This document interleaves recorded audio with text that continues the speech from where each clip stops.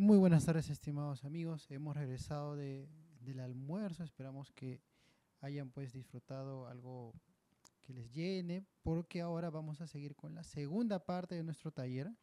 Vamos a ir hasta las 4 de la tarde, no lo olviden.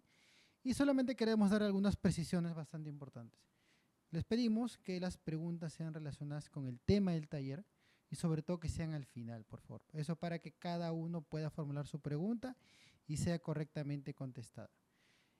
En otro lugar, en otro sentido, también vamos a pasar un link de asistencia al finalizar el taller. Ojo, lo vamos a pasar alrededor de las 4 de la tarde, tal igualmente como lo hicimos hace un rato en la mañana, casi a la hora del almuerzo. Así que por favor les pedimos que estén atentos. También compartiremos una palabra clave. Eso es importante porque eso les permitirá también llenar el link de asistencia. Bien, el equipo de producción me dice que ya estamos listos, ¿correcto? Entonces, doctor, podemos comenzar. Bien, muchas gracias. Vamos a continuar entonces con el desarrollo de este taller. Eh, un poquito recordando el tema del requerimiento, que es muy importante, y sobre todo los roles en los que se desarrollan este requerimiento, ¿no? Los roles del área usuaria y la dependencia encargada de las contrataciones, que son los actores principales de esta etapa de las actuaciones preparatorias. El requerimiento tiene, como hemos visto, 4 componentes, ¿no?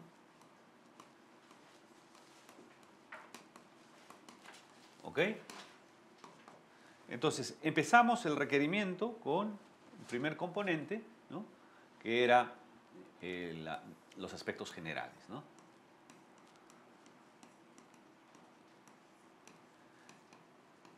Y aquí habíamos definido, por ejemplo, el tema de la finalidad pública, ¿no? del requerimiento, para qué se requiere, el alcance, ¿no? Una descripción específica, una descripción de aquello que se va a solicitar, ¿no? Y tal vez el segundo componente del requerimiento, ¿no? Creo que es el más relevante en términos de lo que nosotros estamos trabajando, ¿no? Es la descripción detallada del objeto contractual. Cuando esa descripción detallada del objeto contractual está referida a bienes, estamos hablando de especificaciones técnicas. ¿Correcto? Cuando hablamos de servicios y consultorías, son los términos de referencia. Y si hablamos de obras, estamos hablando del expediente técnico. Y probablemente este último documento, el expediente técnico, es el más complejo, ¿no? Hemos visto que tiene una serie de exigencias mínimas, ¿no? Una memoria descriptiva, los planos, las especificaciones técnicas, ¿no? La fórmula de reajuste, los calendarios de avance de obra, el programa de obra, el presupuesto, el análisis de precios unitarios, entre otros aspectos, ¿no es cierto? Muy bien. Estos dos componentes del requerimiento deben estar siempre presentes en el requerimiento inicial que elabora el área usuaria, ¿no? Entonces, estos dos necesariamente tienen que estar detallados por el área usuaria. Y luego tenemos el tercer componente del requerimiento, que son las condiciones de contratación.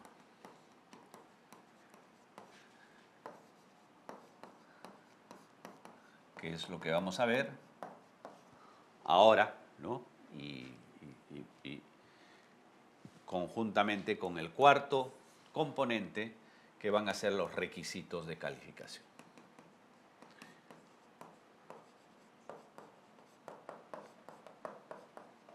Ya. Estos dos componentes, si bien va a depender ahí de cada uno de los elementos específicos de cada componente, ¿ya? Pero los requisitos de calificación, estos sí necesariamente son propuestos por el área usuaria, ¿ya? Y definidos por la DEC. ¿Ok? Y en el caso de las condiciones de contratación va a depender de cada una de las condiciones propiamente dichas. Por ejemplo, una condición de contratación va a ser la modalidad de pago o el sistema de entrega, ¿no? Esas condiciones siguen esta regla: propuestos por el área usuaria y definidos por la dependencia encargada de las contrataciones. No ocurre así con el plazo, por ejemplo, ¿no?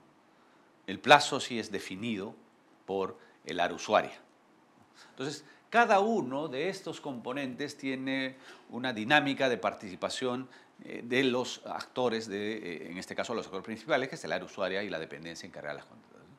Ellos, sin perjuicio de que, propuesto el reglamento, remitido ese requerimiento inicial por el área usuaria a la dependencia encargada de las contrataciones, ésta puede modificar cualquiera de estos aspectos.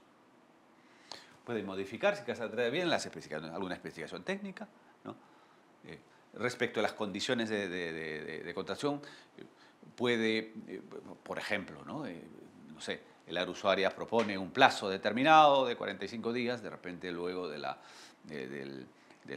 interacción con el mercado, la dependencia encargada de las contrataciones define y considera que eso no es ese plazo, es un plazo mayor o un plazo menor, ¿no? Y claro, para que proceda a esta modificación, previamente se debe obtener la no objeción del área usuaria. Bueno, y viene la pregunta, claro, la pregunta válida, ¿no? ¿Qué ocurre, ¿no?, si hay una discrepancia? ¿Qué ocurre si hay una objeción, ¿no?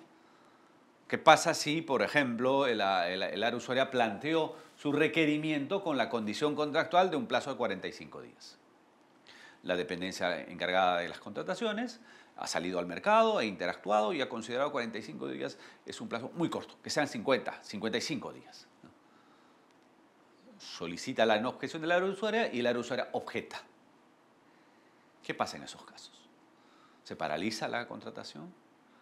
¿Vale la objeción del área usuaria? ¿Vale la propuesta de la dependencia encargada de las contrataciones? La norma ahí no lo precisa, ¿ya? No lo precisa. Y creo que ahí sí que tenemos que ir a las formas de solucionar las controversias intraorgánicas entre las entidades, ¿no? Evidentemente ahí tendrá que decidir la autoridad inmediatamente superior a ambas dependencias, ¿no? Para que pueda continuarse y tomarse una decisión respecto de un aspecto en donde es controversia entre dos dependencias. Claro, evidentemente también deberá desarrollarse los mecanismos de coordinación y trabajo conjunto entre estas dos áreas a efectos de que se logre un entendimiento.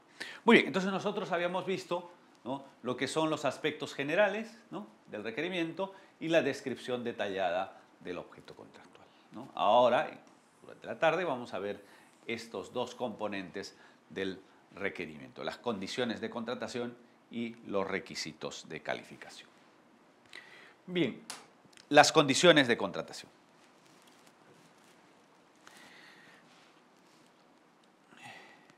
¿Qué significan condiciones de contratación?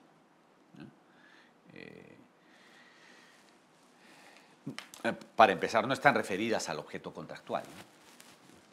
Están referidas más bien a situaciones que van a ocurrir durante la ejecución del contrato. Es decir, la entidad propone, ¿no?, al contratista determinadas formas de cómo debe ejecutarse el contrato. El contrato en sí, o sea, la relación contractual, no necesariamente vinculadas o estrictamente vinculadas al objeto contractual. Claro, varias de estas condiciones tienen que estar referidas al objeto contractual, por supuesto, ¿no? Pero están referidas más bien a la forma como se ejecuta el contrato.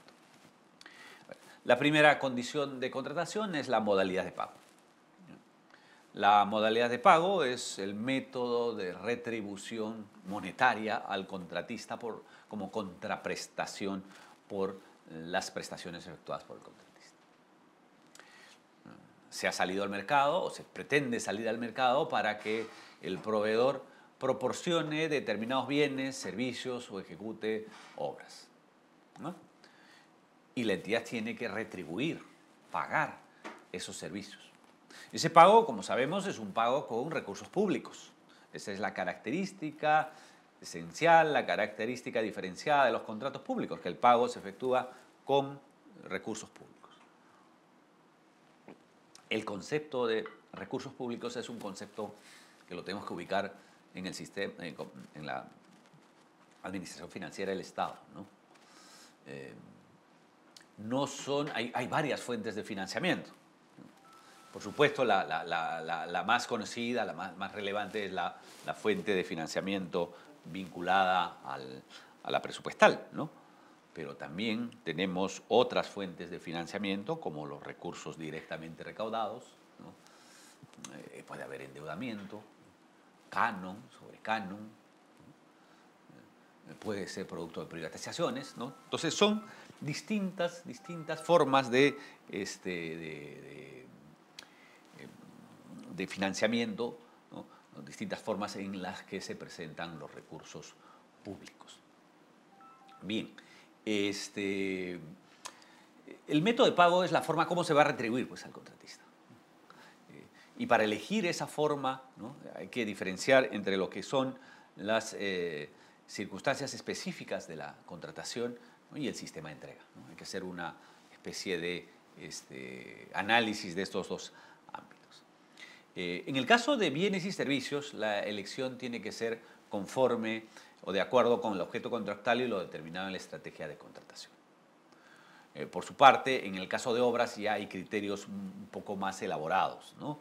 Hay que considerar, por ejemplo, el nivel de madurez de la información con que se cuenta respecto al proyecto, considerando la complejidad del mismo, ¿no? Se tiene que considerar también en estos casos el nivel requerido de participación del contratista en el proceso del diseño, la complejidad técnica del diseño, la ejecución de la obra, el nivel de certeza del costo final, la oportunidad de entrega, considerando la duración del procedimiento de selección y de ejecución de la obra, la asignación de riesgos a las partes, ¿no? Que considera, pues, el nivel de transferencia de riesgos de la entidad contratante, así como la responsabilidad del contratista. Las capacidades de la entidad contratante para gestionar el sistema de entrega elegido con sus propios recursos. Estos criterios, por si acaso, de obras, además, también son igualmente utilizados para los criterios para definir el sistema de entrega, ¿ya? Muy bien, entonces el área usuaria, ¿no? Tiene que proponer, y aquí quien define es la dependencia encargada de las contrataciones, en ese requerimiento inicial, qué modalidad de pago va a ser utilizada en un contrato específico. Hay varios tipos de modalidades de pago, ¿no? Y esas modalidades de pago pueden estar diferenciadas para todo objeto contractual, bienes, servicios, consultorías, obras, ¿no? Y hay modalidades de pago específicas para bienes, ¿no? Y servicios, y otra para obras. Bien. La modalidad de pago para cualquier objeto contractual, la primera modalidad de pago es la suma alzada. La suma alzada, ¿no? Implica cuando las cantidades, las magnitudes y calidades de la prestación están definidas en el requerimiento. Por tanto, hay un pago sobre la base del monto fijo integral del total por toda la actividad que va a ser necesaria para el cumplimiento contractual. Cuando, por ejemplo, realizamos normalmente una compra de bienes, ¿no? Cuando son pocos bienes o cuando son bienes unitarios, normalmente esa suma alzada. No tenemos por qué utilizar otra modalidad de pago, como por ejemplo precios unitarios, ¿no? Donde tendríamos que encontrar que hay varios de esos bienes. También en modalidad alzada es frecuente como modalidad de pago en el caso de los pagos de servicios o las consultorías, ¿no? Por la totalidad, ¿no? En el caso de consultorías es bastante difícil, pues, establecer otros sistemas, ¿no? Salvo que sean consultorías vinculadas a supervisión, donde sí se puede aplicar el tema de las tarifas, ¿no? El caso de los precios unitarios, ¿no? Es la modalidad de pago que se utiliza cuando no puede conocerse con exactitud o precisión las cantidades o magnitudes requeridas, ¿no? El pago en estos casos va a ser sobre la base de los precios unitarios que han sido detallados en función del requerimiento, y la valorización se realiza multiplicando los precios unitarios por las cantidades de ejecución real, ¿no? Entonces se paga por lo estrictamente ejecutado. Entonces hay prestaciones pues, que son más relevantes, ¿no? o son más convenientes el pago a suma alzada, ¿no? En una obra, por ejemplo, ¿no? Una edificación. Sí, puede hacerse a precio unitario, sí, pero yo voy a pagar cuando tenga la edificación, la obra ejecutada. Más o menos tengo definida la cantidad, ¿no? El espacio, en los planos está definido los pisos, los materiales, etc. Entonces está perfectamente delimitada tanto las cantidades, las magnitudes y calidades de la prestación. En cambio, si se trata, por ejemplo, de la construcción de una vía, de una carretera, ¿no? O de una red de saneamiento, tengo una idea, sí, claro, ¿no? Voy a construir 5 kilómetros de carretera, o voy a construir o voy a reparar, por ejemplo, no sé, 800 metros de redes de alcantarillado. Una idea, ¿no es cierto? Pero no necesariamente cuando ejecute la obra voy a tener la cantidad exacta. Hay valor aproximado, sí, pero no la cantidad exacta. Entonces, en esos casos, de repente, es mucho más viable utilizar la modalidad de pago de precios unitarios. Entonces voy a pagar por lo que realmente, finalmente se ejecuta. Que puede coincidir con aquello que preví, sí. Pero lo normal es que, ¿no?, se salga de esos márgenes, y para eso tengo pues, un precio unitario definido, y por las cantidades simplemente va a resultar de multiplicar ese precio unitario por las cantidades y voy a tener el valor que tengo que pagar al contratista. El esquema mixto es cuando la entidad contratante puede utilizar más de una modalidad de pago. Hay una parte, un componente de las prestaciones que no se pueden definir completamente, ¿no? Y hay otro componente que sí están bien definidas, entonces de repente se puede acudir a una modalidad mixta donde una parte del componente se paga de manera integral, total, y otra mediante precios unitarios, ¿no? Este sería el esquema mixto. Tenemos una consulta de Iván. Adelante, Iván. Doctor, muy buenas tardes con todos mis compañeros. Una consulta. Bajo la modalidad de pago que usted indica, doctor, en este nuevo reglamento, te lo indica de forma literal los tipos, yo me refiero específicamente a obras, doctor, por si acaso.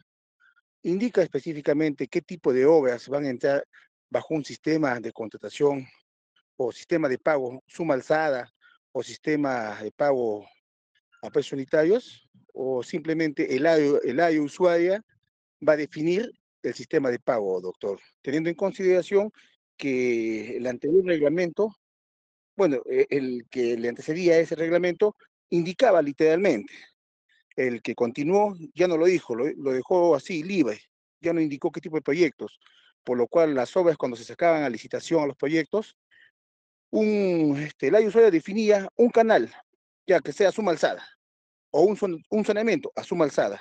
¿Por qué? Porque la norma no te lo especificaba.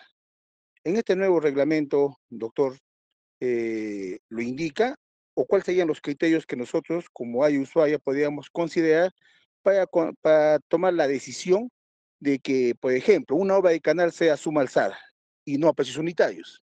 Eso sería mi consulta, doctor. Gracias. Bien, muchas gracias por la pregunta. Sí, aquí se ha mantenido esa estructura o esa regulación que la norma anterior. Es decir, va a ser primero, y aquí sí hay una particularidad, ¿no?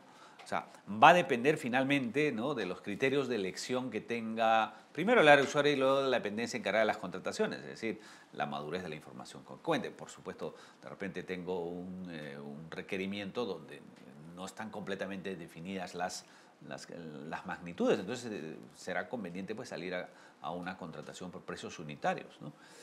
El nivel requerido de participación del contratista, la complejidad técnica del diseño, el nivel de certeza del corto final y todos estos criterios que hemos referido antes. Okay. Entonces, esos criterios, según esos criterios, el área usuaria propone el sistema de pago. Y quien define va a ser la dependencia encargada de las contrataciones luego de realizar las actuaciones de interacción al mercado y la estrategia de contratación. ¿Ya? Entonces, esa es la idea, ¿no? El área usuaria propone, la dependencia encargada de las contrataciones define. No hay un marco normativo que regule, como efectivamente lo señalabas antes, en qué casos, en qué tipo de obras se desarrollan a suma alzada o en qué tipo de obras se desarrollan a precios unitarios. Pero claro, depende de la naturaleza, ¿no? O sea, si voy a hacer, por ejemplo, una obra de saneamiento, debería ser por precios unitarios, ¿no? Los aspectos técnicos me orientan a ese sistema o esa modalidad de pago, pero, como hemos dicho, esto finalmente depende de esta lógica de propuesta del área usuaria y definición de la dependencia encargada de las contrataciones. ¿Ok? Bien, el siguiente rubro va a ser las modalidades de pago exclusivas de bienes y servicios. Claro, en bienes y servicios también se pueden utilizar las modalidades que antes hemos dicho, suma alzada, precios unitarios y el esquema mixto. Pero estas tres modalidades que les planteo, cuatro modalidades en realidad, ¿no?, son modalidades que solo pueden utilizarse en bienes y servicios, no así en obras. ¿Ya? Las tarifas, cuando no puede conocerse con precisión el tiempo de prestación de servicio, ¿no?, el valor, el pago se efectúa valorizando la tarifa por el tiempo real de ejecución, ¿no? Entonces ahí vamos a considerar pues tarifas por día, ¿no?, de desarrollo de actividad, por semana o por mes, ¿no? Las tarifas incluyen costos directos, cargas sociales, tributos, gastos generales y utilidades, es decir, por todo concepto, ¿no es cierto? Es el costo por día, el costo por semana, el costo por mes en el que se incurre cuando se contrata a un contratista bajo esta modalidad de pago. La otra modalidad de pago es en base a porcentajes, ¿no? Cuando esto es aplicable especialmente en la contratación de servicios de cobranzas, recuperaciones o prestaciones de naturaleza similar, donde el pago se realiza sobre la base de un porcentaje de lo recuperado efectivamente o de la cobranza realizada por el proveedor. Luego tenemos la modalidad de pago en base a honorario fijo y a una comisión de éxito, ¿no? En estos casos el pago va a ser, por una parte, por un monto fijo, que es el honorario fijo establecido, pero se va a reconocer la posibilidad de que se pague adicionalmente conceptos mayores producto de que se haya alcanzado un éxito en determinada gestión. Esto ocurre normalmente con los servicios legales, ¿no? En los servicios legales hay un precio fijo que se paga al proveedor, sería el abogado, y luego una comisión de éxito si, por ejemplo, gana el caso, ¿no? Entonces, esa es la modalidad de pago exclusiva en bienes y servicios. Finalmente, el pago por consumo, ¿no?, aplicable a servicios de consumo variable cuando la unidad medida de pago sea la hora de labor profesional especializada. En el caso de obras y consultorías de obras, hay una modalidad de pago especial propia de las obras, ¿no? Por supuesto, también en obras, las otras modalidades, las primeras que hemos dicho, es decir, suma alzada, precios unitarios o el esquema mixto, se aplican perfectamente a este. El costo responsable ocurre cuando la entidad contratante requiere reembolsar al contratista los costos reales en los que ha incurrido durante la ejecución del contrato. Luego de un sinceramiento de las cantidades, precios unitarios, plazo y gastos generales. Aquí la utilidad puede ser fija, ¿no?, o puede ser porcentual, y es posible repartir las ganancias o pérdidas entre el contratista y la entidad contratante. Bien.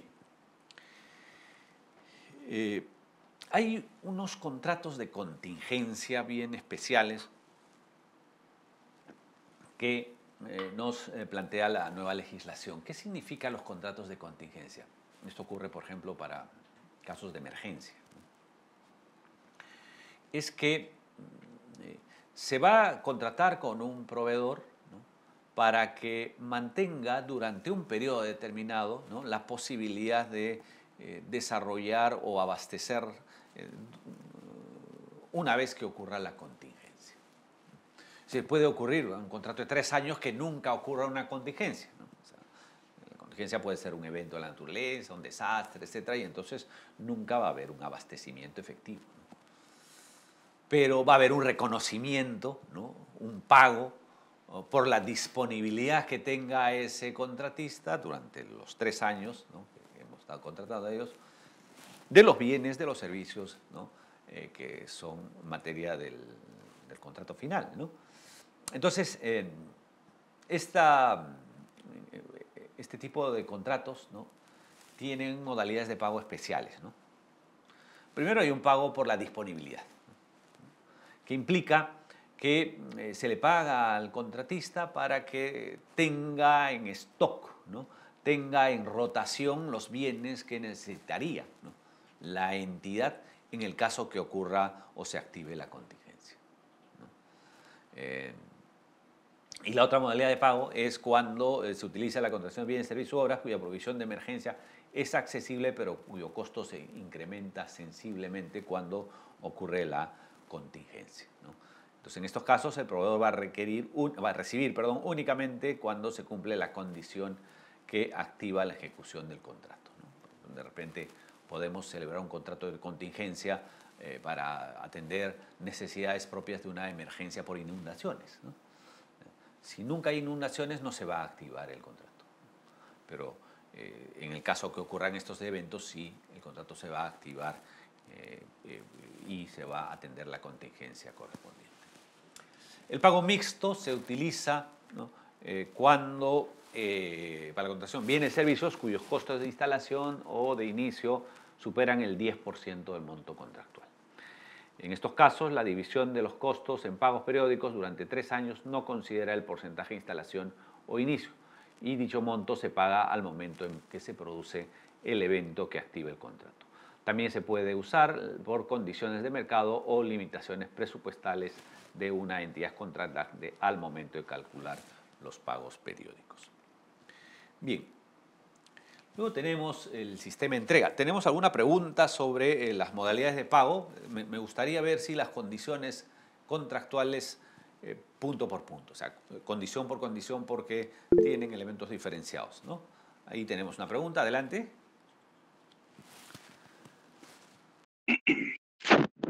Aló, doctor. Sí, doctor, ¿se escucha?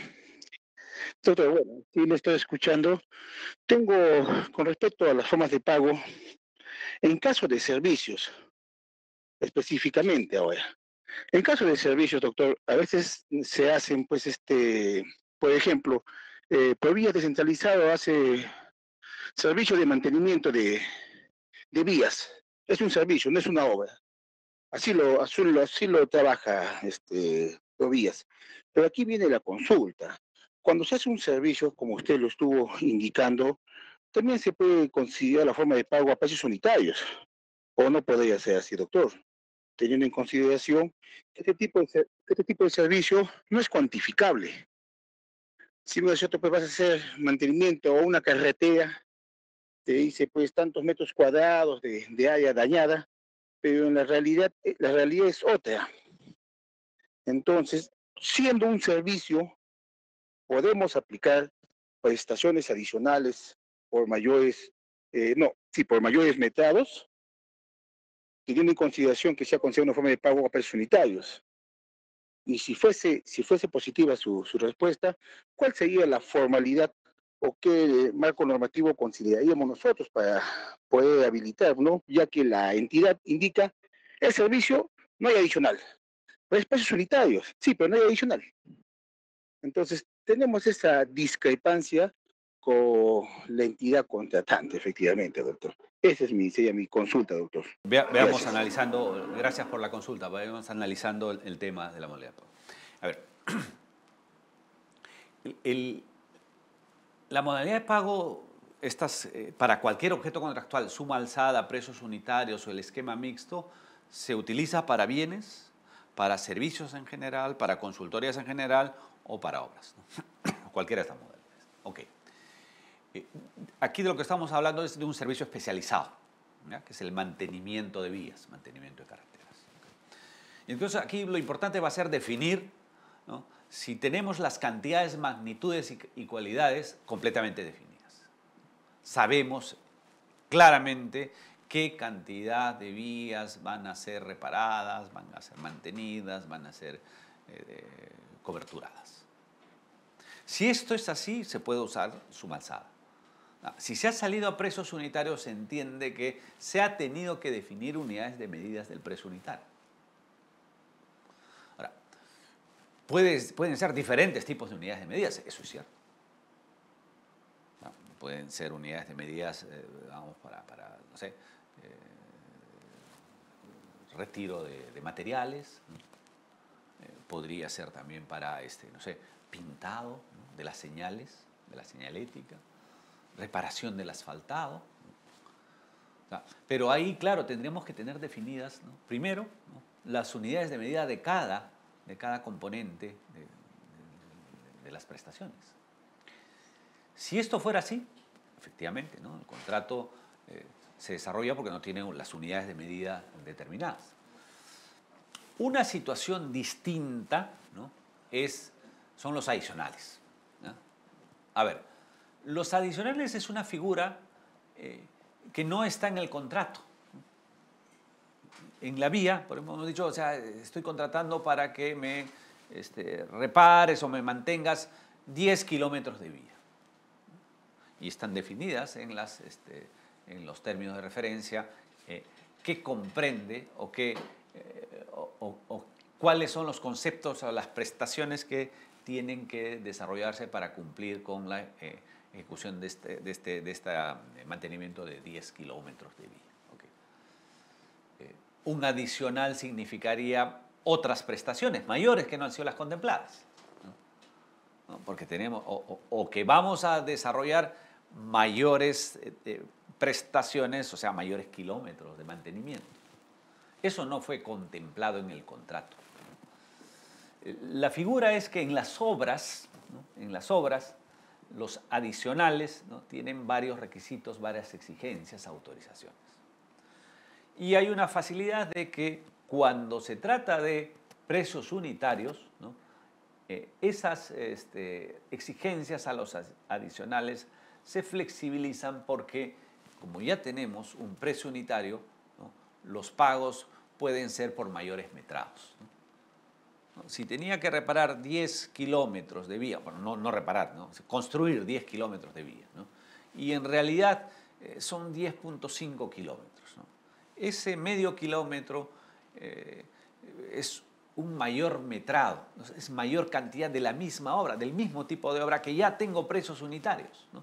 Por tanto, no hay mayores exigencias como en el caso de los adicionales, que hay que tener autorizaciones, etcétera, de acuerdo a los rangos, ¿no? Ahora, esta figura trasladar a los servicios me parece no es posible, ¿no?, porque esa es una figura propia, ¿no?, de los contratos de ejecución de obra, ¿no? Y entonces no habría cobertura normativa para, digamos, tener,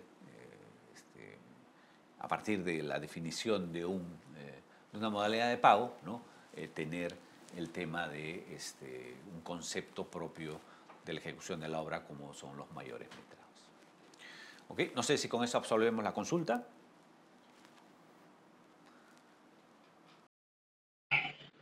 Entonces, doctor, a lo que usted manifiesta, los contratos de servicio, propiamente dicho, si su forma de pago ha sido a precios unitarios, no existiría entonces lo que sería mayores metrados en ningún tipo de servicio. Mayores metrados. No, porque ya está establecido el precio unitario, lo único que estás cambiando la cantidad, ¿no? Tendría que solicitarse ahí adicionales si es que hay mayores prestaciones que ejecutar. Muy bien. Bien. Sí, una preguntita, doctor. Claro que sí, adelante. Doctor, ¿me escuchan? Sí, te escucho, adelante. Sí, siguiendo la línea de la pregunta del colega anterior, dígame usted, el hecho de que en los trabajos de servicios que convoca el Ministerio de Transportes, es un tipo, es una modalidad que, bueno, antes no la conocíamos, pero que ahora en esos servicios se utilizan materiales, equipo, mano de obra. No es un servicio propiamente dicho, por definición. Está indicado, digamos, en las bases, las características de cómo se realiza y cómo se paga ese tipo de servicios, y en ellas dice claramente que no hay reajuste de precios. Es válida ese aspecto, conociendo, digamos, que por ahí se produce un desequilibrio económico-financiero de la obra.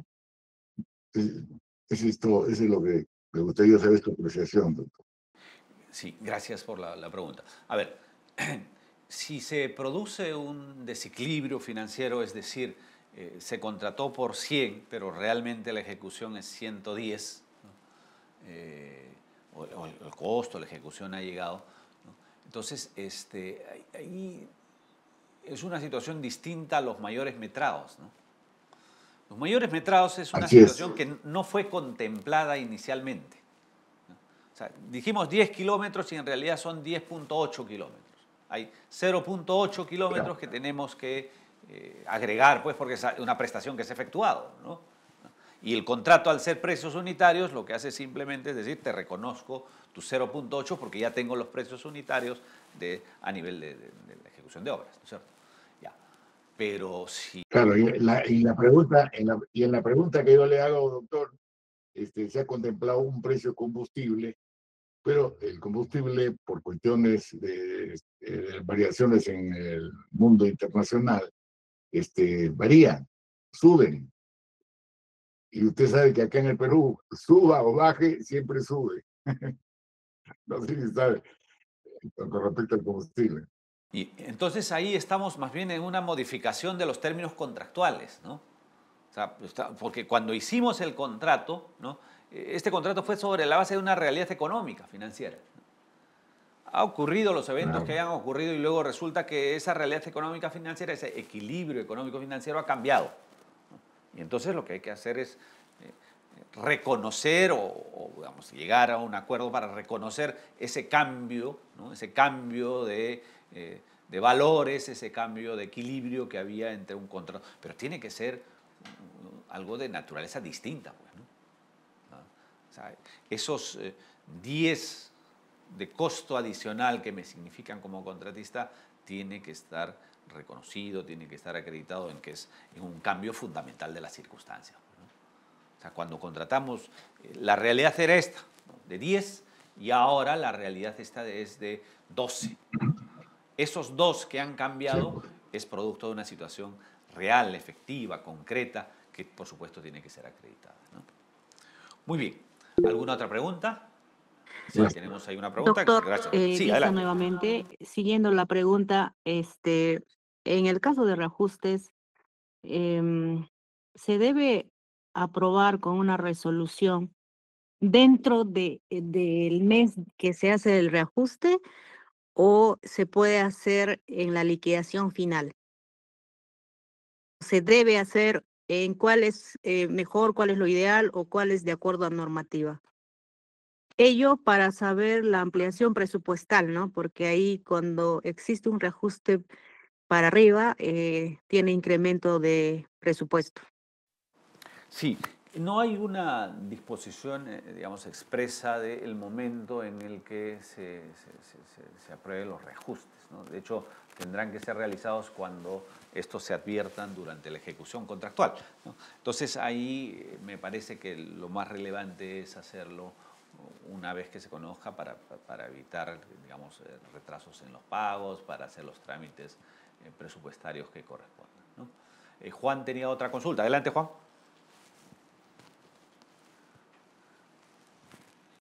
Sí, doctor. Bueno, está muy interesante esta lluvia de ideas.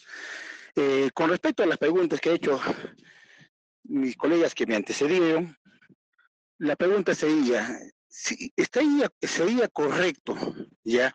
Cuando nosotros, el área usuaria, elaboramos los términos de referencia, considerar específicamente para estos de servicios, considerar que se aplique la fórmula polinómica de reajustes, teniendo en consideración por lo expuesto por el anterior colega, que los precios, recordemos, existen proyectos, doctor, o mantenimientos que tienen pues un mes, 2 meses, pero hay proyectos, o mejor decir mantenimiento, mejor decir, propiamente dicho, que duran pues un año, 2 años, 3 años. Y como también lo indicó el colega, en este tipo de mantenimiento, doctor, no es únicamente el uso de mano de obra, también utilizas equipos, materiales, utilizas casi igual que una obra como tal. Si fuese así, yo podría considerar aplicar fórmulas polinómicas de reajuste en base al Decreto Supremo 11-79-BC, ya que eso ya lo establece, o sea, ya te establece la forma de reajuste y cómo lo debes hacer. Pero nosotros que somos área usuaria, ¿podríamos considerarlo? Me parece que no, porque esa fórmula es para obras, ¿no? A ver, aquí hay que diferenciar entre lo que es el reajuste de precios y el cambio de circunstancias, o sea, esa modificación del equilibrio económico-financiero del contrato que hablaba el ingeniero Silva, ¿no es cierto? Okay. Porque ahí hay una diferencia, ¿no? Con las fórmulas de reajuste lo que estamos haciendo es solamente indexar precios, ¿no? ¿Qué significa indexar precios? Porque ha habido cambios, pues, ¿no? Y eso está referido a determinadas parámetros, ¿no? Determinados índices. Cuando se trata de bienes, servicios, el índice va a ser pues, el índice de precios, la inflación. Cuando se trata de obras, vamos a acudir a la fórmula polinómica, ¿no? Entendiendo que las obras tienen un componente especial de los materiales, mano de obra, etc., ¿no? Entonces, la norma ahí ha establecido cómo haces tu reajuste. Si se trata de obras, sí, te vas por las fórmulas polinómicas establecidas, tienen que estar establecidas además por la directiva de la DGA, ¿no? El Decreto Supremo 011 del 79, que es transitorio en tanto no se apruebe. Pero en el caso de servicios, en el caso de bienes, ¿no? El reajuste tiene sus propias referencias, que son los índices de precios, ¿no? El IPC al consumidor a nivel nacional, la Lima Metropolitana, etc. ¿Okay? Muy bien. Tenemos otra consulta. Doctor, Adelante. Sí, adelante. Para el caso de bienes, por ejemplo, el reajuste bastante conocido es para la compra de combustible.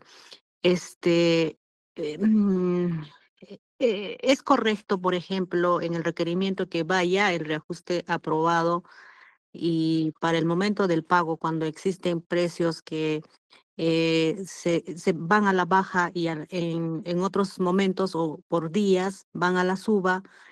En el mes final, cuando yo tenga que pagar la valorización, ¿es necesario sacar un documento de una resolución o un documento de acto de administración o nada más hago un cálculo de más menos y el cálculo final y ya pago una valorización? ¿Es necesario el documento administrativo, doctor? Yo creo que tiene que haber una evidencia, una constatación de por qué se está realizando un pago mayor, ¿no? Es la aplicación del contrato. El contrato tiene una fórmula de reajuste y el contrato dice que, oye, tú tienes que realizar un pago determinado 100, ¿no? Entonces, ahora resulta que tengo que pagar 110 producto del reajuste, ¿no? Ese reajuste es una actividad contractual que tiene que tener su fuente y tiene que haber un documento pues, que valide y efectivamente señale que, oye, estos 10 son producto del reajuste, ¿no? Sí me parece conveniente en ese aspecto. Tenemos otra consulta, en este caso ahora es Israel. Adelante, Israel. ¿Qué tal, doctor? Muy buenas tardes. Compañero, muy buenas tardes. ¿Me escucha, doctor? ¿Sí me escucha? No, ya. No, bueno, como dijo el colega, muy interesante el full day, ¿no? Pero quiero regresar un poco al requerimiento, es un poco de un caso, con respecto al área técnica estratégica, ¿no? ¿Por qué menciono el área técnica estratégica? Ya que en mi institución anteriormente veían que con la normativa anterior, el área usuaria era que elaboraba el requerimiento y era responsable, pero mi institución tenía un área técnica que aprobaba este requerimiento, aprobaba técnicamente este requerimiento. ¿ya? Esa es con la norma anterior. Pero ahora ya hay una definición, está conceptualizado el área técnica estratégica, cuando el área usuaria depende, no tiene el conocimiento necesario para elaborar este requerimiento. No sé si me dejo entender. Mi pregunta es si el área técnica que va a elaborar este requerimiento es el responsable de tal o el área usuaria. Lo que pasa es que hay una, también, así como otro colega, un poco de, para mí es una definición que mi entidad un poco que la confunde, ¿no? Ven al área técnica estratégica al área que debe aprobar el requerimiento que le ha remitido el área usuaria, cosa que no es así, ¿no? Entonces, de repente usted me puede sacar esa duda, ¿no? Porque, para poder precisarlo, porque la norma, ¿no? Es en la ley o en el reglamento lo define, es conceptualizado, pero no hay no se define muy bien el tema. El área usuaria, si ya hizo su requerimiento, ¿para qué va a tener que ir al área técnica estratégica? ¿O por qué tendría que aprobarlo? O sea, ¿por qué? ¿No? Porque para eso está la DEC, para hacer la observación, ¿no? Esa es mi consulta, doctor. Ok, muchas gracias por la consulta. Efectivamente, a ver, el área técnica estratégica sustituye al área usuaria en los requerimientos.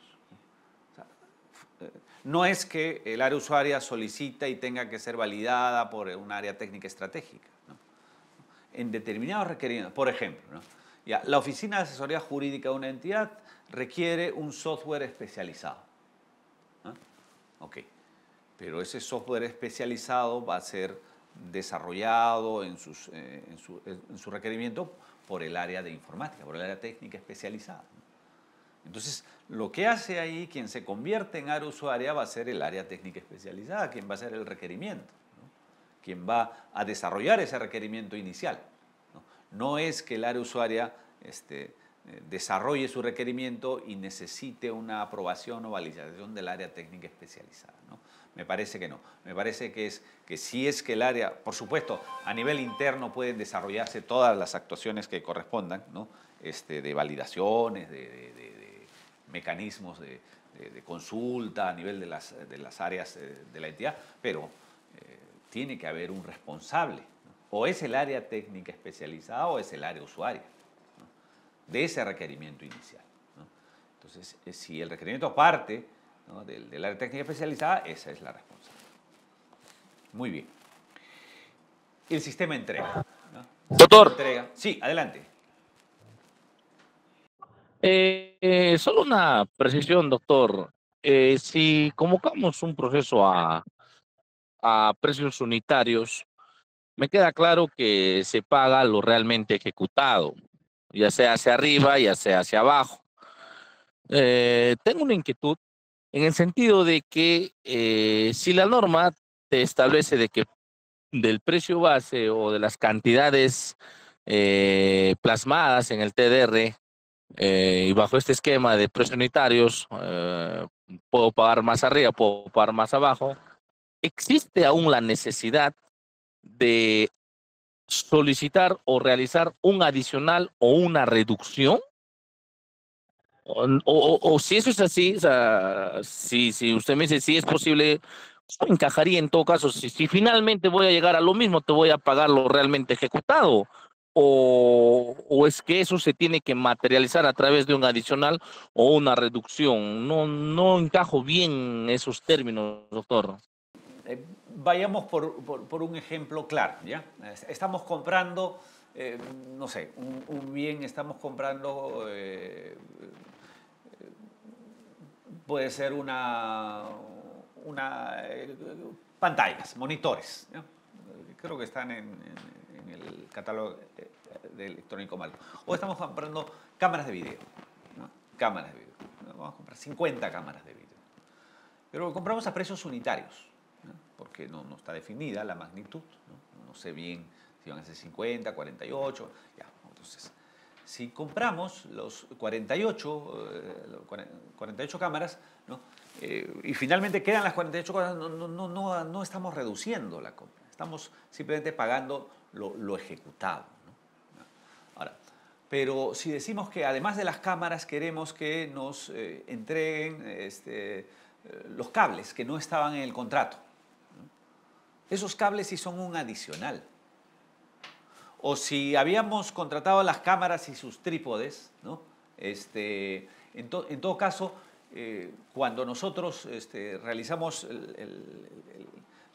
ese contrato, ¿no? Y ya no queremos con los trípodes, solo queremos las cámaras, entonces ahí vamos a tener una reducción, ¿no?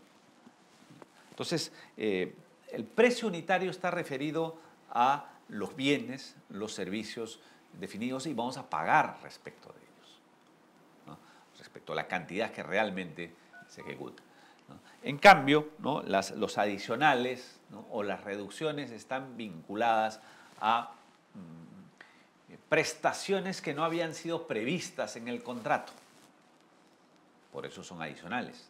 Adicional es aquello que está previsto en el contrato, ¿no? Que no fue establecido en el contrato. Muy bien. Veamos ahora el sistema de entrega. El sistema de entrega es la entrega, es la alternativa o enfoque especializado para determinar el alcance de la ejecución contractual de acuerdo a las necesidades y capacidades de gestión del Estado. Dependiendo del sistema de entrega, el contrato puede tener un amplio alcance o puede estar referido a acotar determinadas prestaciones, ¿no? El sistema de entrega, si bien es propuesto por el área usuaria, va a ser definido en la estrategia de contratación por la dependencia encargada de las contrataciones. Los sistemas de entrega o el tipo de sistema de entrega va a estar diferenciado en función del objeto contractual, ¿no? Hay sistemas de entrega para bienes, servicios, hay otros sistemas para obras y otros sistemas para consultoría de obra. Puede llevar la ejecución de prestaciones de distinta naturaleza que la principal, ¿no? De repente nuestro objeto principal va a ser la ejecución de una obra, la construcción de un hospital, ¿no? Pero si esa contratación es con el sistema de entrega llave en mano, ¿no? Además de la construcción, además de la obra, ¿no? En ese caso se va a requerir, por ejemplo, equipamiento. Y también, de repente, capacitación, ¿no? O la instalación de esos equipos. Entonces, son prestaciones adicionales, son prestaciones mayores, distintas a la principal, que era solamente la ejecución de la obra. ¿Cómo se define el sistema de entrega en obras y consultoría de obras? ¿O cuáles son los criterios para definir? Son los mismos criterios que analizamos antes cuando nos referimos a la modalidad de pago, ¿no? Es decir, cuando hablamos pues, del nivel de madurez de la información, el nivel requerido de participación del contratista, la complejidad técnica, la certeza del costo final, etc. Todos esos criterios también se utilizan cuando hablamos de sistemas de entrega, en este caso para obras. Bien, estos son los sistemas de entrega para bienes y servicios, ¿ya? Podemos hablar incluso de 2 más, ¿no? Son 6 sistemas de entrega que son diferentes a los de obra y a su vez son diferentes a los de consultorías, ¿ok? Bien. Veamos el sistema de entrega de bienes y servicios. Primero, llave en mano. ¿Qué implica llave en mano? Implica que para la adquisición de bienes, cuando el postor oferta adicionalmente a su instalación y puesta en funcionamiento.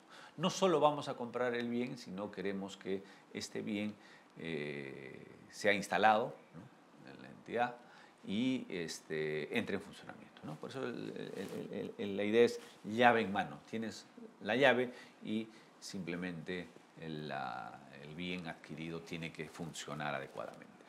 Pero la norma, el reglamento nuevo ha planteado la incorporación de mayores prestaciones al sistema de llave en mano. Entonces vamos a tener sistema de llave en mano con mantenimiento. Es decir, no solamente compramos el bien y no solamente queremos que nos lo instalen y que además lo pongan en funcionamiento, sino que tengan el mantenimiento preventivo o correctivo de ese bien durante un periodo determinado, ¿no? Estos son prestaciones adicionales pues, a simplemente la de adquirir un equipo. Este sistema llave en mano con mantenimiento es obligatorio para adquirir equipamiento médico, de tal manera que se garantice su ciclo de vida y su operatividad. Luego tenemos el sistema de llave en mano con mantenimiento y operación, ¿no? Prácticamente la contratación de toda de toda la actuación. O sea, compramos el bien, queremos que nos lo instalen, que nos lo pongan en funcionamiento, y por la naturaleza de equipamiento técnico altamente complejo o avanzado, queremos que nos los mantenga y opere, ¿no?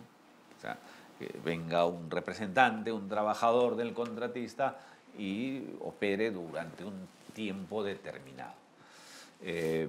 Otro sistema de entrega para la adquisición de bienes, especialmente suministros, es donde además de la compra de suministros, se solicita al contratista que nos entregue en comodato o en préstamo un equipo, ¿no? Este sistema, por ejemplo, lo utilizan las entidades de salud cuando adquieren, que les digo, un reactivo, ¿no? Adquirimos, no sé, 500 o 2000 reactivos para determinados test de enfermedades durante un año, okay, o 2 años o 3 años también puede ser, ¿no? Pero no tenemos las máquinas. Y entonces utilizamos el sistema de entrega de suministro en comodato. Claro, aquí nos vamos a ahorrar pues de los costos de instalación, los costos de mantenimiento de ese equipo, pero estoy seguro que a nivel unitario los precios por cada uno de estos suministros también van a tener una variación significativa. Okay, entonces, este es el sistema de suministro con comodato, ¿ya? Este es un sistema de entrega para bienes y servicios. Luego tenemos el sistema de entrega, diseño de la operación y mantenimiento, ¿no? Aquí se contrata la elaboración de un documento que contenga el diseño de la operación y el mantenimiento, el diseño de la gestión de instalaciones o el manual de operación y mantenimiento del plan de gestión vial para el caso de servicio de mantenimiento. ¿Okay?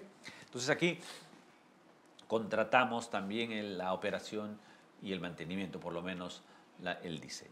La gestión de instalaciones es un sistema de entrega específico, ¿no? Donde el contratista se va a encargar tanto de la operación como del mantenimiento de una edificación o de una infraestructura, ¿no?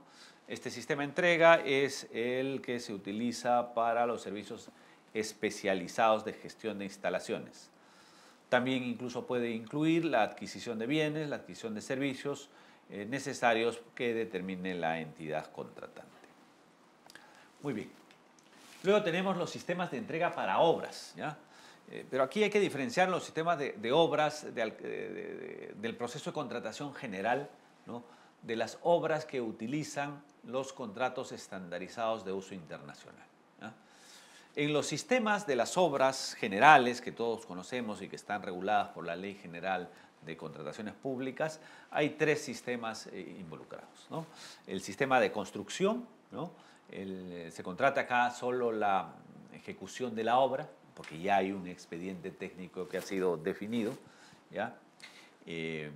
Aquí la responsabilidad de la elaboración del expediente técnico corre por cuenta de la entidad, ¿no? El ejecutor de la obra lo realiza sobre la base de un expediente técnico aprobado. Por supuesto, aquí el riesgo más importante va a estar a cargo de la entidad, ¿no? Va a ser la que es responsable de los posibles errores o deficiencias que pueda tener el expediente técnico. El otro sistema de entrega para obras como el proceso de contratación general es diseño y construcción. Aquí se contrata, ¿no? Para que el proveedor no solamente construya, sino además elabore el expediente técnico, ¿no? Por supuesto, en estos casos la entidad, ¿no? Absorbe un menor riesgo, ¿no? Que en el caso de solo construcción, ¿no? Porque los errores posibles que puedan haber respecto del expediente técnico son atribuibles pues al contratista. Bueno, el diseño, construcción, operación y mantenimiento en realidad es un sistema de entrega para obras que utilizan contratos estandarizados de uso internacional. Aquí ha habido un lapsus, ¿ya? O sea, los sistemas de entrega para obras en los procesos de contratación general son construcción y diseño y construcción. Todos los otros sistemas de entrega de obras, ¿no? Que ahora vamos a ver, son aquellos que se permiten solo en los contratos de obras que utilizan los contratos estandarizados de ingeniería y construcción de uso internacional, ¿no? Estos contratos todavía no están siendo utilizados porque el SEACE de la Pledicop tiene que tener ahí los elementos para poder realizar la contratación a través de los procedimientos de selección que correspondan, pero ya están aprobados cuáles son esos contratos estandarizados de ingeniería, los contratos NES 4 y los contratos FIDIC, ¿no? Que son contratos especializados o estándares internacionales. En un caso estamos hablando del Reino Unido y en otro caso del FIDIC, que se utiliza dentro del ámbito de Francia, Bélgica y ¿no? de estos países, ¿no? Bien, el sistema de entrega de obras que puede ser solo construcción, diseño y construcción, en los términos que antes hemos señalado, pero además se agregan otros sistemas de entrega bastante particulares. Por ejemplo, el diseño, construcción, operación y mantenimiento, ¿no? Prácticamente se contrata todo el ciclo de vida del proyecto, ¿no? El contratista no solo es responsable de diseñar el proyecto, es decir, elaborar el expediente técnico, también de construirlo, operar y mantenerlo durante un periodo de tiempo determinado.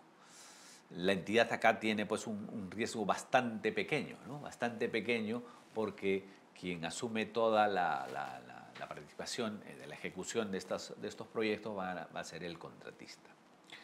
La gestión del diseño y construcción al riesgo es cuando se utilizan subcontratistas de manera intensiva, ¿no? Entonces acá el contratista va a contratar a su vez directamente a sus contratistas y cuando hablamos de gestión de diseño y construcción al riesgo, él va a asumir el riesgo de esos subcontratistas. Es decir, se va a encargar de administrar a todos los subcontratistas. Esto es para proyectos de inversión de alta complejidad según la clasificación del Sistema Nacional de Programación Multianual y Gestión de las Inversiones. Luego tenemos el sistema de entrega,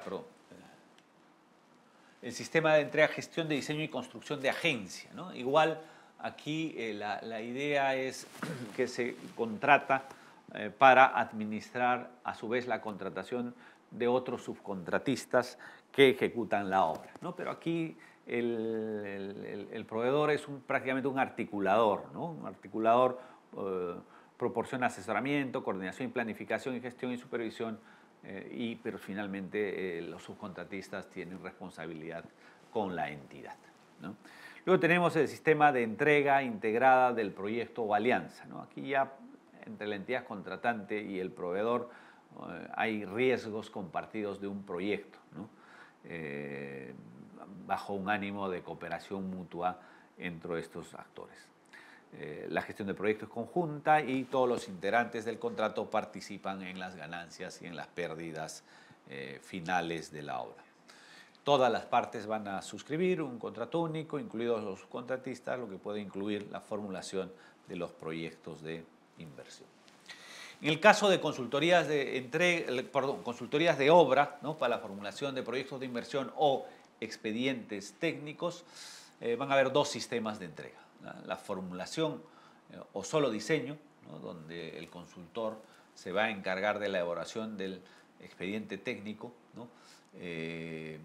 Y una vez que cuente con la viabilidad, en este caso solo formulación o solo diseño, se contrata al consultor de manera separada para desarrollar ya sea los proyectos de inversión o ya sea el diseño a nivel del expediente técnico. La otra forma de entrega o sistema de entrega en el caso de consultoría de obras es la formulación y diseño, ¿no? Entonces en este caso se contrata al consultor de obra de manera conjunta para que realice tanto la formulación y evaluación del proyecto de inversión como también el diseño de la obra a nivel del expediente técnico. Bien, estos son los sistemas de entrega ya para consultoría de obras para la formulación de proyectos de inversión o elaboración del expediente técnico. Las reglas especiales sobre el plazo de ejecución contractual, ¿no? El plazo de ejecución contractual, ¿no? Es uno de los componentes más importantes, ¿no? de las condiciones de contratación. Los requerimientos de bienes y servicios u operacionales cuya provisión realice de manera continua o periódica no pueden ser menores de 1 año. La entidad contratante puede evaluar la conveniencia de realizar contrataciones de hasta por 3 años, ¿ya? Y en los casos de arrendamiento de bienes inmuebles de propiedad privada, el plazo puede ser hasta un máximo de 3 años, ¿ya? En consultorías de obras y en obras, la entidad contratante puede evaluar la conveniencia de realizar contrataciones hasta por un periodo de 3 años. Un poquito aquí vemos, para seguir en orden, el tercer componente de las condiciones de contratación. Ya vimos la modalidad de pago, vimos el sistema de entrega, ahora veamos el plazo de ejecución contractual como una condición de contratación. Plazo de ejecución contractual es el periodo de tiempo, ¿no?, en el que deben ejecutarse las prestaciones. Por supuesto, la entidad va a tratar que sus plazos de ejecución sean más acordes a sus necesidades, ¿no? De hecho, la entidad va a preferir que se ejecuten las prestaciones al día siguiente de contratado, pero eso no necesariamente va a ser posible dependiendo de la magnitud del proceso de contratación y la naturaleza de las prestaciones que tienen que efectuarse, ¿no?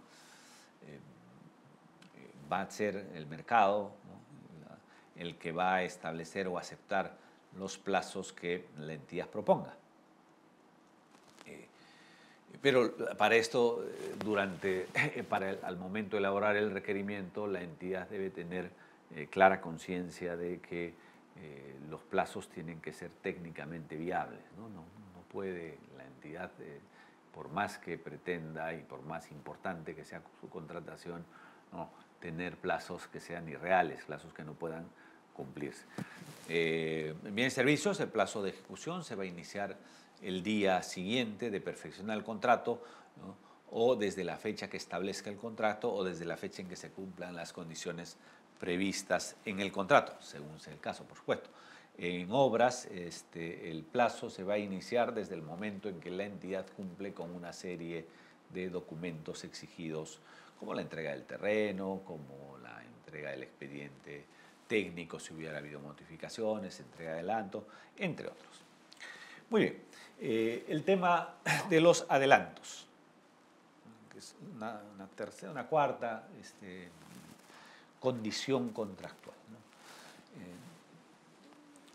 En el requerimiento, como condición contractual, debe precisarse si los adelantos van a estar permitidos o no, ¿no?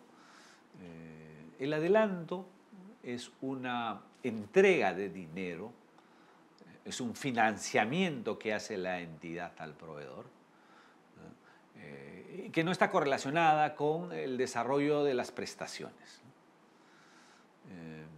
Es decir, es un financiamiento que hace la entidad a favor del contratista.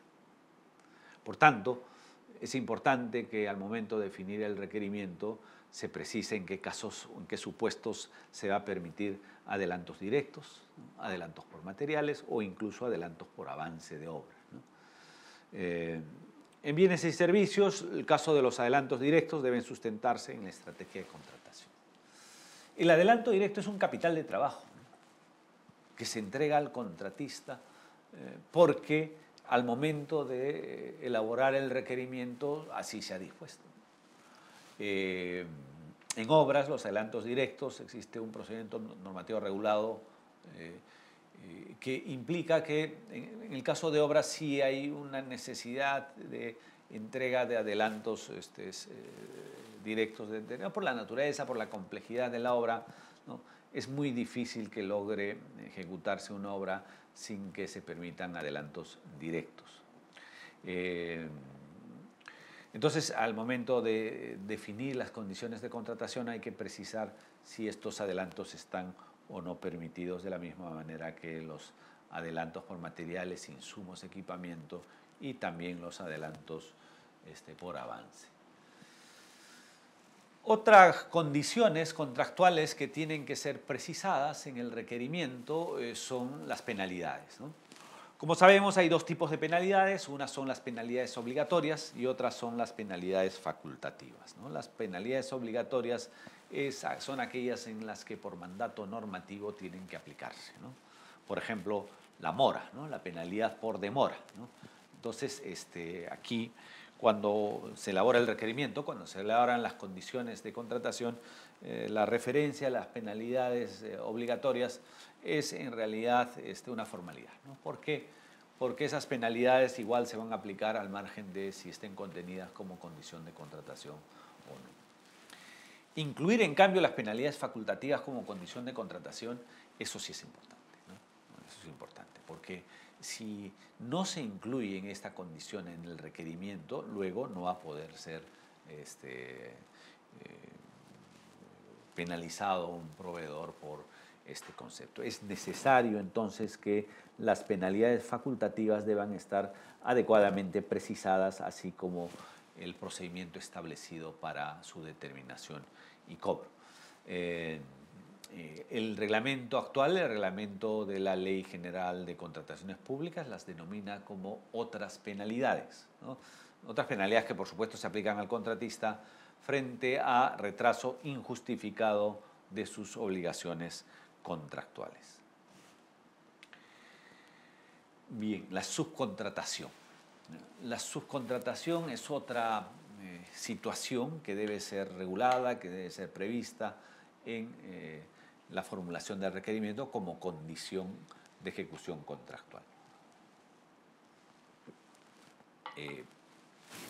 Es posible establecer que no se permita la subcontratación, ¿no? Evidentemente eso dependerá pues, de las entidades, ¿no? ¿Cuál es la justificación de por qué no se permite la subcontratación? Por supuesto, esto tiene que estar sustentado adecuadamente y se tienen que especificar, en todo caso, aun cuando esté permitida la subcontratación, se tiene que especificar qué prestaciones esenciales no van a ser materia de subcontratación, ¿no? Entonces, si bien es cierto, la subcontratación es una posibilidad, es un mecanismo, ¿no? Para ejecutar contratos públicos, por su parte, ¿no? La entidad en la estrategia de contratación puede establecer restricciones para la subcontratación, incluso negarse la posibilidad de que prestaciones del contrato puedan ser materia de subcontratación. Y luego tenemos la fórmula de reajuste como otra condición contractual de la que un poquito nos poníamos a discutir o a conversar, más que discutir, hace unos minutos, ¿no? Y les decía que para cualquier objeto contractual, bienes, servicios en general, consultorías en general y también obras, cuando hablamos de fórmula de reajuste estamos hablando de indexación, ¿no? De actualización de los precios, porque en términos económicos los precios cambian frecuentemente, ¿no es cierto? Y entonces, en un contrato para la ejecución de una obra, por ejemplo, que tiene plazos bastante largos, resulta que va a ser muy importante determinar si se le va a aplicar o no los reajustes establecidos. En principio, si se trata de bienes y servicios, como dijimos antes, estos reajustes deben tener referencia en la variación del índice de precios al consumidor, ¿no? A nivel nacional o de Lima metropolitana, correspondiendo al mes que se efectúa el pago según el lugar en el que se ejecute la prestación. Entonces, la fórmula de reajuste es una fórmula de indexación, es una forma de actualización de ese precio que, producto de los cambios en el valor de los mismos, sean actualizados o sean reajustados en el marco de esta contratación. En obras y consultorías de obras se tiene que establecer las fórmulas polinómicas de acuerdo a la directiva emitida por la DGA y transitoriamente, actualmente continuamos aplicando el Decreto Supremo 011-79 de Vivienda y Construcción, Decreto Supremo ya bastante antiguo, pero es la norma que regula el tema de las fórmulas polinómicas. Y en general ahí también debe considerarse las otras opciones, ¿no? Para solución de controversias, ¿no? Hay que precisar, ¿no? Cuáles son los medios alternativos de solución de controversias que se van a utilizar en la ejecución de un contrato determinado. Se puede precisar también la obligatoriedad de la conciliación, en casos en que así se establezca, o que la Junta de Prevención y Resolución de Disputas sea utilizada en un contrato determinado de acuerdo a su facultad de constitución, ¿no? Entonces, también puede establecerse la Junta de Prevención y Resolución de Disputas como una opción de solución de controversias en estos casos. Muy bien, entonces estos son algunas de las condiciones de contratación, ¿no? Por supuesto que la entidad, dependiendo del objeto, de la naturaleza y de la complejidad de las prestaciones, puede establecer otro tipo de condiciones, ¿no? Condiciones que deben ser plasmadas en los contratos. Muy bien. ¿Alguna pregunta sobre las condiciones de contratación? ¿No? Vayamos acabando así, agotando tema por tema para luego pasar a los requisitos de calificación. A ver, si alguien se anima.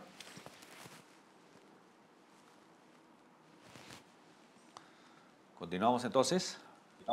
Sí, adelante. Doctor, la subcontratación una pregunta, dice. A ver. La subcontratación en contratos menores, doctor, ¿cómo sería el tratamiento? Entonces les decía que en el caso de... Perdón.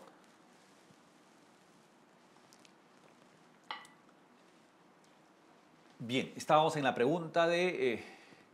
me perdí un poquito. La subcontratación en contratos menores, doctor. Sí, la subcontratación en contratos menores, disculpen. Entonces, el contrato menor es un contrato regulado por la Ley General de Contrataciones Públicas. En estos contratos, ¿no? Hay reglas especiales, ¿no? Para la subcontratación. La norma no ha establecido una restricción para la subcontratación en contratos menores, ¿no? Entonces, podríamos aplicar de manera supletoria las normas generales para todos los contratos, ¿no? O sea, creo que ahí no habría problema respecto de la subcontratación en contratos menores. Muy bien, ¿alguna otra pregunta? Creo que alguien más quería participar. Adelante. ¿No? Doctor, disculpe. Sí, tenemos adelante, una pregunta que está en el chat. A ver. Sí, ¿nos puedes El colega Elvis. A ver. Sí, el colega Elvis nos pregunta, ¿cómo se determina el riesgo o cuáles son los componentes que deben ser considerados como parte del requerimiento? ¿Cuáles son los componentes, perdón? Que deben ser considerados como parte del requerimiento. De la gestión de riesgos se está hablando, creo. Bien, gracias. Como hemos dicho, los componentes del requerimiento, ¿no? Primero son los aspectos generales, la descripción del objeto contractual, las condiciones de contratación, ¿no? Y los requisitos de calificación. Esos son los componentes del requerimiento que deben ser solicitados por el área usuaria, ¿no? Y luego validados por la dependencia encargada de las contrataciones. ¿Ok? Bien, ¿alguna otra pregunta? Bien, continuamos entonces ahora con los requisitos de calificación. Doctor, una consulta. Por ejemplo, cuando se alquila cuando se convoca un procedimiento de selección para la contratación de un alquiler, por ejemplo, de camioneta, alquiler de camionetas, procedimiento de selección. Y la camioneta no es de ninguno de los que presentan la oferta, sino de un tercero. ¿A eso se le llama subcontratación? Ahí va a depender de los términos establecidos en el contrato, en el requerimiento, ¿no? Es decir, a ver, ¿qué significa la subcontratación? Tenemos que partir. Significa la sustitución de un contratista por otro, pero respecto de prestaciones completas. ¿Ah? Por supuesto, por ejemplo, que cuando se ejecutan obras, ¿no? Los contratistas de obras a su vez tienen que contratar pues, con los proveedores de fierro, de cemento, de concreto armado, etcétera, ¿no es cierto? Ya. Eso no significa subcontratación, eso significa el propio abastecimiento del contratista, ¿no? Pero cuando un ejecutor de obras, en vez de ejecutar la obra contrata con un tercero para que, por ejemplo, haga la cimentación, ahí sí está realizando una subcontratación porque es una parte esencial de la obra la que está ejecutando. En el caso que planteas, no estás hablando de alquiler de camionetas, ¿no es cierto? Entonces, si nosotros en el contrato hemos establecido, ¿no?, simplemente tal como está, alquiler de camionetas, ¿no?, y no hemos establecido, por ejemplo, una titularidad, una propiedad, que a su vez el contratista que nos abastece de las camionetas alquile de terceros, eso no es una subcontratación. Tendría que sustituirse en una parte del contrato para que sea subcontratación. En algunos casos o en varios casos de contratos no va a ser posible fácilmente identificar si hay una o no una subcontratación, porque eso depende de los términos que han sido establecidos en los contratos entre la entidad y el contratista, punto uno, y en los términos que se establecen entre el contratista y el subcontratista. Entonces aquí, por ejemplo, en el caso del alquiler de unas camionetas, si nos plantean y nos presentan la camioneta de un tercero, ¿no?, porque ahí el servicio es que la empresa A me va a alquilar camionetas. ¿Qué pasa si en los requerimientos hemos puesto, ¿no?, como una condición de contratación hemos puesto que la camioneta debe ser de propiedad del proveedor? Ahí sí ya la figura cambia, ¿no? Ahí sí la figura cambia, ¿no? Porque para que la entidad pueda aceptar una camioneta que no es propiedad del proveedor, ahí sí tendría que generarse una subcontratación, ¿no? Entonces, todo depende también de las reglas y de las exigencias que se plantean en el requerimiento. ¿Alguna otra pregunta? Muy bien. Vamos a continuar entonces ahora con los requisitos de calificación, ¿ya? Cuando hemos visto los componentes del requerimiento, hemos visto que la descripción detallada del objeto contractual, es decir, las especificaciones técnicas, los términos de referencia o el expediente técnico, están referidos exclusivamente al objeto contractual, ¿no? Es decir, si compra de bienes, a describir los bienes. Si es prestación de servicios, a detallar de qué se compone esa prestación de servicios, ¿no? La obra, cómo va a ser ejecutada la obra. Pero cuando hablamos de requisitos de calificación, ya no nos referimos al objeto contractual, nos referimos al proveedor. Requisitos básicos, pues, de ese proveedor, ¿no?, para determinar si ese proveedor cuenta con las capacidades y las aptitudes necesarias para ejecutar el contrato, ¿no? Los requisitos de calificación son propuestos por el área usuaria, ¿no?, en su requerimiento, pero son definidos luego de desarrollar la estrategia de contratación, ¿no?, y su cumplimiento debe ser acreditado conforme a las bases estándar, ¿ya? Ahí en esas bases estándar está establecido cómo se acreditan los distintos requisitos de calificación, ¿no? Primero se determinan los tipos de requisitos de calificación. Hay que considerar que de acuerdo a los objetos contractuales se van a aplicar unos u otros requisitos de calificación. No necesariamente tienen que estar presentes todos los requisitos de calificación. Eso va a depender de lo que establezca las bases estándar. Por ejemplo, ¿no?, la capacidad legal, que es el primer requisito, ¿no?, que es la habilitación de que el proveedor se encuentra apto para ejecutar una actividad económica tal como es la materia de la contratación, ¿no?, y para lo cual, porque se trata de una actividad regulada, ¿no?, debe contar con una habilitación normativa específica. Estamos hablando, no sé, el servicio de vigilancia, ¿no? Para prestar ese servicio hay que estar inscrito en el registro, en SUCAMEC, ¿no? No cualquiera puede realizar un servicio de vigilancia. Entonces, hay un requisito de calificación que tiene que cumplirse, esa capacidad legal que tiene alguien para prestar el servicio de vigilancia, ¿no? Pero en otros objetos contractuales, no va a ser necesario ninguna habilitación especial, ¿no? vamos a comprar carpetas para una OGEL. ¿Qué requisito especial? ¿Qué requisito de calificación respecto de la vida? Cualquiera puede elaborar o fabricar carpetas y comercializarlas, ¿no? Entonces, va a depender los requisitos de calificación dependiendo del objeto contractual, ¿no? Si se trata de bienes, servicios u obras, y en este caso la habilitación solo es respecto de bienes y servicios regulados, así se les denomina, regulados, ¿no? Obras no hay requisito o habilitación de capacidad legal.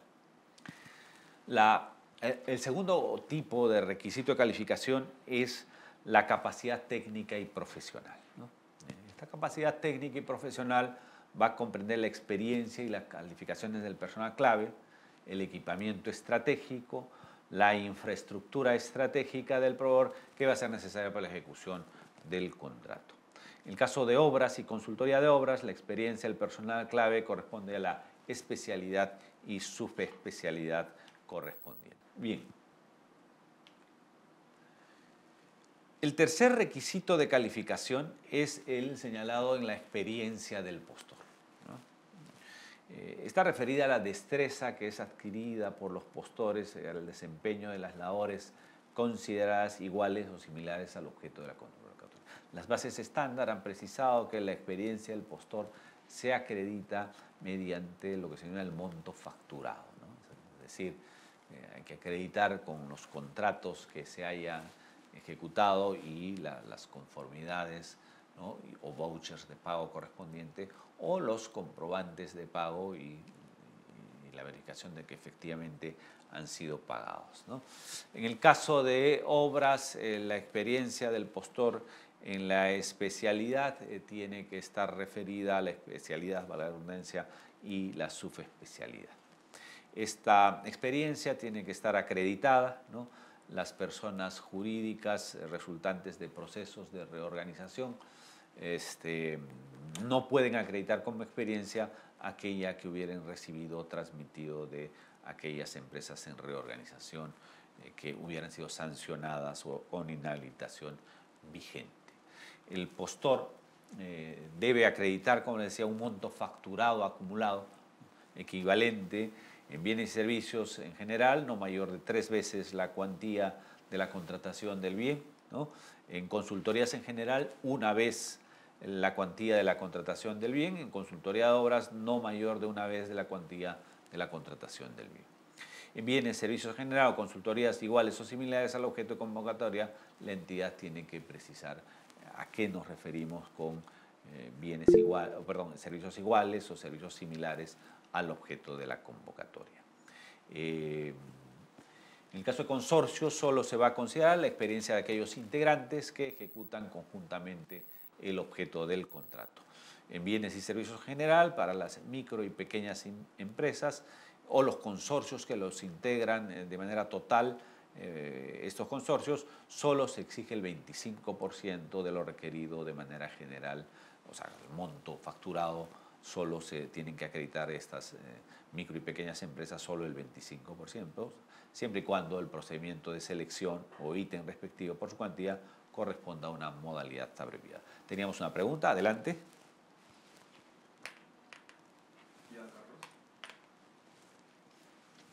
Aló, doctor, buenas tardes. ¿Escucha mi audio? Doctor, tengo una consulta y una duda que, bueno, me pasó hace muchos años con respecto a, si nosotros cuando colocamos la experiencia del personal clave específicamente para una obra, ya, se presenta a todos los profesionales, ellos presentan pues la información que acredite pues, su experiencia como tal, ya. No presentan pues todavía la documentación del personal clave hasta la suscripción del contrato. Cuando un postor gana, a la suscripción del contrato presentan todos los documentos del personal clave. Pero la empresa ya ganó la empresa. Aquí viene mi consulta. Haciendo pues verificando la documentación como tal, nos dimos cuenta pues que uno del personal clave, no el residente, sino uno de los especialistas, tenía una sentencia judicial, y una inhabilitación para ejercer cargos públicos y contratar con el Estado. Eso es para la suscripción del contrato. Entonces, si no hay una condición, no hay una obligación dentro del procedimiento de selección que diga, no se aceptará de personas que tengan antecedentes penales o que estén con sentencia firme. No indica, no indica. Entonces, como tal, al no haber esa limitante para ello, simplemente se le aceptaba al profesional, donde vino la parte legal y argumentó lo siguiente, que el profesional o el personal clave que está trabajando no está contratando para ustedes, él está contratando con el contratista. Así que no tiene un vínculo directamente con la entidad propiamente dicho, sino con el contratista. Por lo cual, el señor no tiene esa limitación porque no contrata con el Estado, porque no recibe ni un sueldo del Estado, no le van a pagar a él le va a pagar el contratista, y ustedes le van a pagar al contratista. Entonces, ¿cómo sería en caso que se nos presente ese tipo de eventos, ¿no? Ya que, si nosotros la normativa sí ha especificado claramente en caso de residente y supervisor, eso sí lo he indicado, cuando hay ese tipo de problemas hay que hacer la sustitución. Pero en el caso de personal clave, ya sea ingeniero topógrafo o otras especialidades como tal, ¿cómo deberíamos actuar nosotros, doctor? Gracias. ¿A quién te refieres a nosotros, Iván? O sea, ¿a las entidades? ¿A los contratistas? Hola, Iván. Bueno, a ver, efectivamente ahí, tal como Iván nos señala, ¿no? Hay una diferencia entre lo que es el personal clave, el personal propuesto en general, y el postor que luego va a ser el contratista, ¿no? ¿Por qué? Porque quien contrata con el Estado es ese postor. Y si en las bases no se hubiera previsto alguna restricción respecto al personal clave, por ejemplo, que tiene que tener determinadas condiciones, no tiene que haber sido sancionado, estar inhabilitado, eso tendría que establecerse como un requisito, ¿no? Como una exigencia, ¿no? Pero si no ha sido establecido, ¿no? Entonces simplemente no hay un impedimento, ¿no? Para contratar, ¿no? O sea, la contratación debe efectuarse porque no ha sido establecido una restricción de ese tipo. Tenemos otra consulta, adelante. Buenas tardes, profesor. Buenas tardes. Buenas tardes. Una consulta, mire, justo en el tema de los requisitos de calificación. Uno de los requisitos de calificación es la experiencia del postor. La norma dice, por ejemplo, de que no puede ser mayor a 3 veces el valor estimado de la contratación. Ahora, respecto de los contratos menores, he visto muchas veces de que hay entidades que sacan los contratos menores y el contrato o el servicio es por decir, no, uno estima, desde el punto de vista externo, no desde la entidad, sino desde el punto de vista externo, uno calcula que ese contrato pues puede ser algo de 2.000 soles, 3.000 soles, es pequeño. Sin embargo, las entidades piden como experiencia, por ejemplo, 20.000, 30.000. Entonces, la consulta es, ¿qué principio de la ley de contrataciones se estaría vulnerando con ese requisito de calificación que estaría sobredimensionado, ¿no? Principios. Uno, el principio de proporcionalidad, pero sobre todo el principio vinculado a la libre concurrencia de participantes, a la libre concurrencia. O sea, cuando yo consigno exigencias mayores, no razonables, lo que estoy haciendo es restringir la posibilidad de que haya mayores participantes, mayores proveedores interesados en abastecer. Entonces, un principio básico es el de la libre concurrencia, ¿no? Cuanto más participantes, postores o interesados haya respecto de una contratación, es que se considera o que se toma en cuenta este principio. Al contrario, cuando hacemos más restricciones, cuando establecemos mayores exigencias que las razonables, cuando son desproporcionales, estamos afectando el principio de concurrencia de postores. ¿Tenemos otra pregunta? Adelante. Doctor, buenas tardes. Con relación a no a la pregunta que usted acaba de dar respuesta, sino a la anterior que intervino mi colega, en donde no nos especifica si es que el personal que él ha contratado puede ser contratista o ya no nos ha indicado a qué se refiere. Si pongamos que sea el contratista que presenta su personal y en ese personal de uno de ellos tiene sus problemas antecedentes. ¿Usted no te cree de que esto puede crear algún problema posterior si es que fuera una entidad? Porque puede crear un problema. No sabemos hasta qué punto es ese tipo de antecedentes y sentenciado, no sabemos qué tipo de condena, etcétera. Yo creo que estaría necesario que si en las bases no se ha previsto, si es que fuese la entidad la que tiene tiene a su cargo la evaluación, deberían de poder solicitarle al contratista o al postor hacer una explicación al respecto, o en todo caso variar o cambiar de propuesta en cuanto al personal que está presentando. Que todos presenten su declaración jurada de antecedentes penales o declaración jurada ante la entidad de no tener ningún antecedente, ¿no? Considero que estaríamos en un riesgo en ese sentido. Sí, porque los requisitos de calificación están vinculados, ¿no?, a las necesidades que tiene la entidad respecto, por ejemplo, en el requisito de capacidad profesional, a las necesidades del personal clave, ¿no? Bueno, una exigencia de ese personal clave tiene que estar vinculada a su experiencia, a sus calificaciones.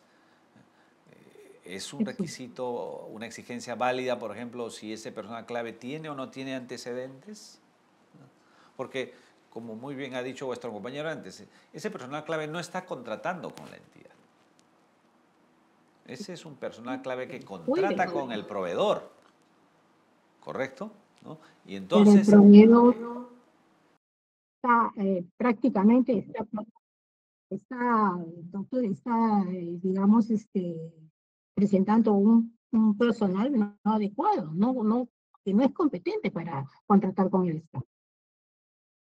Ahí intervendría. De por sí creo que un personal clave no habilitado para ejercer la profesión definitivamente tendría que ser sustituido o apartado de la ejecución de la contratación, me parece, ¿no? O sea, sin la necesidad de que estuviera establecido en las bases. Sí. En ese caso sería válido en la medida que esté establecido esa exigencia. Claro, en el caso de personal clave tiene que estar habilitado, ¿no?, por su colegio profesional. Si ese tema judicial implica una inhabilitación en el ejercicio de su profesión, correcto. No sabemos la sentencia que tiene, ¿no? En ese supuesto sí, ese personal clave no puede desarrollar sus actividades, ¿no?, porque está inhabilitado para el ejercicio de su profesión, que es otra cosa, ¿no? O sea, si es ingeniero y tiene, digamos, una instalación en el colegio de ingenieros, no puede realizar su labor, no puede cumplir con el desarrollo de su actividad. Doris tenía una consulta. Adelante, Doris. Gracias. Doctor, buenas tardes. Una consultita. Mire, más o menos en esa línea del compañero anterior, nosotros hemos llevado a cabo un proceso de selección en la cual ya ha sido consentido un proceso. Sin embargo, la DED se ha dado cuenta de que esta empresa, como trabaja en asociación, dos hermanos, 50-50, uno de ellos está impedido para contratar con el Estado. La consulta es que si después de que este proceso ha sido consentido, ¿la DED puede solicitar nulidad de oficio? Pero se ha contratado porque el impedimento se verifica al momento de contratar. No, están en la etapa de la firma de contrato y ahí es donde la DED se ha dado cuenta, ¿no? Tiene que determinar si está impedida o no la empresa. Si no está impedida, esa empresa no puede contratar y la entidad válidamente puede negarse a contratar, ¿no? La empresa no, sino uno de los socios. Claro, claro, pero Uno a de ver, los socios. muchas veces, ¿no? Los socios pueden acarrear impedimentos para sus empresas, ¿no? En este caso tendríamos que analizar si, estando impedido un socio, eso acarrea la también restricción o el impedimento para contratar con la entidad. Entonces ahí hay que revisar esos requisitos, esas exigencias del artículo 30 de la Ley General de Contrataciones Públicas, donde establecen para cada supuesto, ¿no? Si el que tengas un socio impedido para contratar arrastra el impedimento a la empresa, ¿no? Entonces, eso está en el artículo 30 de la ley y ahí hay que hacer un análisis muy, muy exhaustivo antes de contratar, ¿no? Muy bien. ¿Teníamos otra pregunta? Doctor, disculpe, ese es muy interesante porque, claro, disculpe que me intrometa así, lo que Dori es muy cierto, a mí también me ha pasado, y va a depender mucho de análisis, no sé cuántos postores también se habrán presentado, pero si fuese el caso de uno, por ejemplo, tiene que haber también el principio de eficacia y eficiencia, porque no podríamos poner en riesgo la contratación, ¿no? Y esa persona tendría que ser sancionada. ¿Es así o no, doctor? Sí, porque el contratar esta... Porque, disculpe que le diga, porque puede haber la nulidad, pero la nulidad, pero otra vez tendría que hacer ese proceso y tendría, y como el tiempo para poder satisfacer la necesidad del proceso, o sea, ¿no? Ajá. Ahí también, aprovechando la participación de Israel, advertía lo siguiente, ¿no? Si es que en el procedimiento de selección, en algún documento se exige una manifestación de que uno no está impedido para contratar, ¿no? Si hubiera esa exigencia en algún formato, bueno, ahí sí se puede declarar la nulidad de esa adjudicación porque hay una afectación a la veracidad, ¿no? Y sí está impedido. Ahora, pero el punto está en que si es que un impedimento, una inhabilitación a un socio, ¿no?, genera la inhabilitación de la sociedad, ¿no? Y eso creo que no genera ese impedimento como tal, ¿no? El impedimento, sí, claro, si es más del 30%, ¿no?, y está impedido, ¿no?, traslada ese impedimento a su empresa. Fanny tiene otra pregunta, adelante. Sí, profesor. Es con respecto a los requisitos de calificación del personal clave. Hay una resolución del tribunal, que es la 246 de 2026, donde indica, o sea, declara la nulidad de un procedimiento de selección porque la entidad no consideró el personal clave de acuerdo a la tipología y su especialidad de acuerdo a la obra. En este caso, la nulidad se dio porque, bueno, al residente sí le pusieron la exigencia de contar experiencia en obras similares según la tipología establecido para la ejecución de la obra.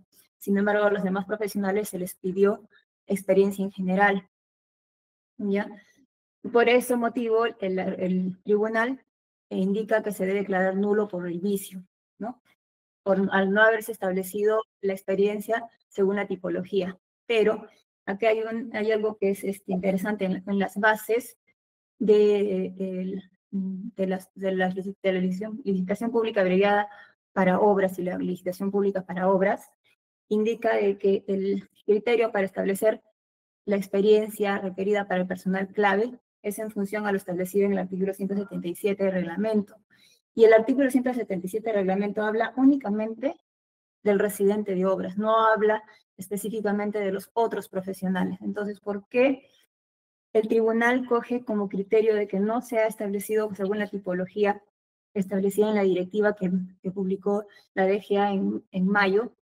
Máxime que esa directiva solamente se refiere al tipo de experiencia, a la tipología de experiencia que debe contar el postor en la especialidad. No habla tampoco de los profesionales que van a formar parte del plantel profesional clave. Tú te referías al 177.2, ¿no es cierto? ¿O no? Sí, del reglamento, claro. A ver, el 177.1 me dice, Desde el inicio de la ejecución de obras, de entrega, con construcción y diseño, se cuenta con un residente de modo permanente exclusivo, que es un profesional colegiado y habilitado en la carrera de Ingeniería o Arquitectura según la especialidad de la obra, con no menos de 2 años de experiencia como residente de obra, jefe de profesión y colegio. Ok, y entonces el cuestionamiento que planteas es que esta exigencia es solo para el residente, no así para los otros personajes clave. A eso es la... Claro, leyendo eso dice únicamente habla acerca del residente y no habla acerca de la exigencia específica de los demás profesionales como personal clave. Ya. Específicamente, ¿a cuál exigencia te refieres? A la experiencia del personal clave. Por ejemplo, en esta resolución indica de que al residente sí se le ha pedido la experiencia en obras similares según la tipología establecida para el tipo de obra que sea requerido. Pero y ese los demás requerimiento está en las profesionales, bases estándar, ¿no? claro, en las bases estándar. Y Pero el en las requerimiento bases de las bases estándar estándar hace referencia a personal clave, no solo a residente. claro, habla del personal clave. Ok, entonces... Y en las bases estándar dice... Claro, sí. Sí. Las bases estándar deben ser entendidas como una norma. Una norma que es de inferior jerarquía sí al reglamento, pero es una norma, ¿no? Y entonces, ¿cuándo no es válida una regla de inferior jerarquía como las bases estándar? Cuando contradice al reglamento o contradice a la ley, ¿no? Y esta regla que está estableciendo que el personal clave tiene que tener la especialidad y tipología exigida, ¿no? Es una norma que no contradice ni al reglamento ni a la ley, ¿no? Entonces, efectivamente, ¿no? Se tiene que cumplir esa exigencia, no solo para el residente, sino en general para el personal clave, ¿no? Muy bien. No, o sea, yo me refiero a las bases. No, doctor, es que en las bases dice que el personal clave se debe establecer conforme a lo que indica el artículo 177, dice. Pero en el artículo 177 únicamente hace referencia al residente. Entonces, ahí pues, se entiende de que el residente sí tiene que tener experiencia en función a la tipología de la obra, pero no se especifica claramente si el personal clave, o sea, los demás especialistas deban tener también la tipología que se establece para la experiencia del postor, ¿no? Sí, son dos formas de interpretación, ¿no? Como estamos viendo, o sea, si esa referencia al 177 que hacen las bases es una referencia a que todo el personal clave debe cumplir con esa exigencia del residente, ¿no? O si la referencia es solo del residente, ¿no? Sí, es bastante, digamos, bastante discutible el tema que planteas, pero también es válida la interpretación que nos señala que, oye, se está haciendo una referencia, el requisito, ¿no?, es la experiencia del residente, ¿no es cierto? Y las bases estándar dice que esa experiencia para el personal clave tiene que ser en la categoría y en la especialidad, ¿no? También eso. Pero es una situación bastante discutible. ¿Teníamos otra consulta? Profesor, buenas tardes. Profesor, tomando la participación de la compañera que me antecede, justamente yo estoy llevando un proceso que está en curso ya, por el cual ha entrado un documento por el cual están haciendo esa pregunta, ¿no? Que el proceso debería caer nulo porque en la experiencia del personal clave no se ha considerado la tipología. Pero si también nos vamos, como dice la compañera, hay una resolución, creo, que eso abarca más a la experiencia del postor en la especialidad. Y hay un tema de duda y me gustaría, escuché también con la compañera que ahí se ha pronunciado el tribunal, me gustaría que me brinde el número de la resolución que emitió el tribunal para poder leerlo y llevar a cabo este caso, porque también me está pasando algo parecido en la entidad donde estoy laborando. Perfecto, entonces por el chat, le pueden responder por favor a Janet ¿ok? Vamos a acabar el tema de los requisitos de calificación. Nos faltan 2 requisitos de calificación y estamos cerca de la... No, Doctor, ya hemos pasado la hora. ¿puedo Pero, intervenir, por favor? sí, adelante, adelante. Eh, para lo que son personal clave que se está tratando ahorita, para lo que es diseño y construcción, ahí hay como son dos requisitos de calificación. Uno para lo que es diseño y el otro para lo que es construcción.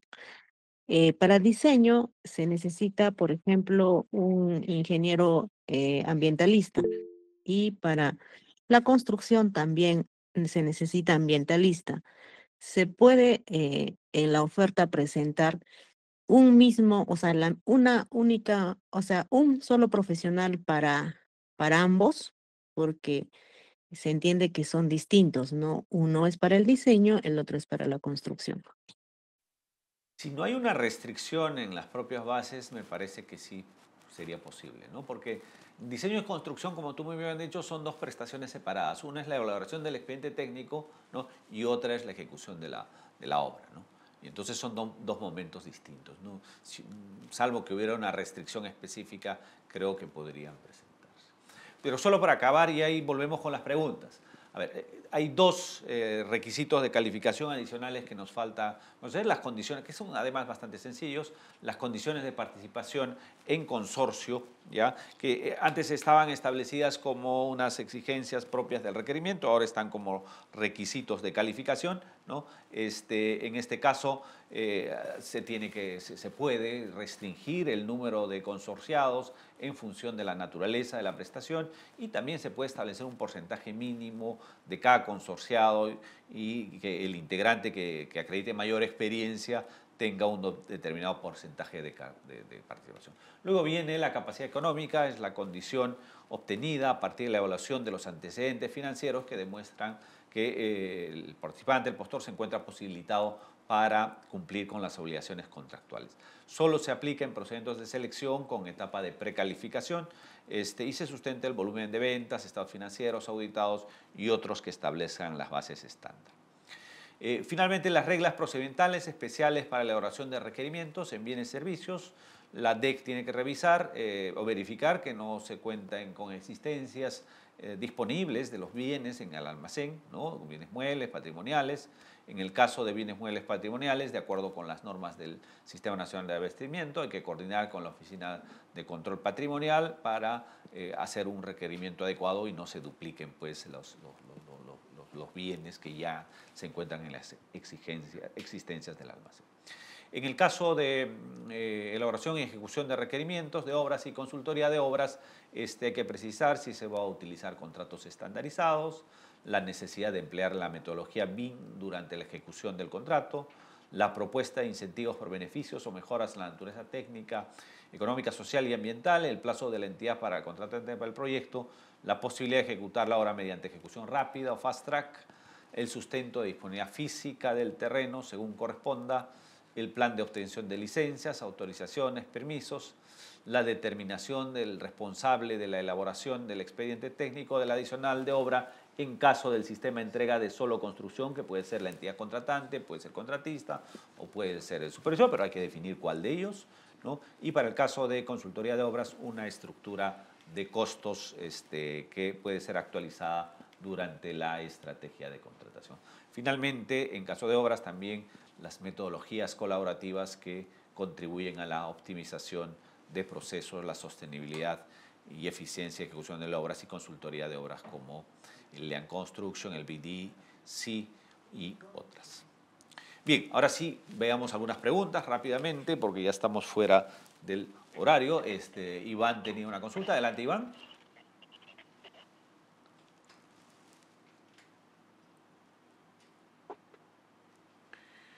¿No?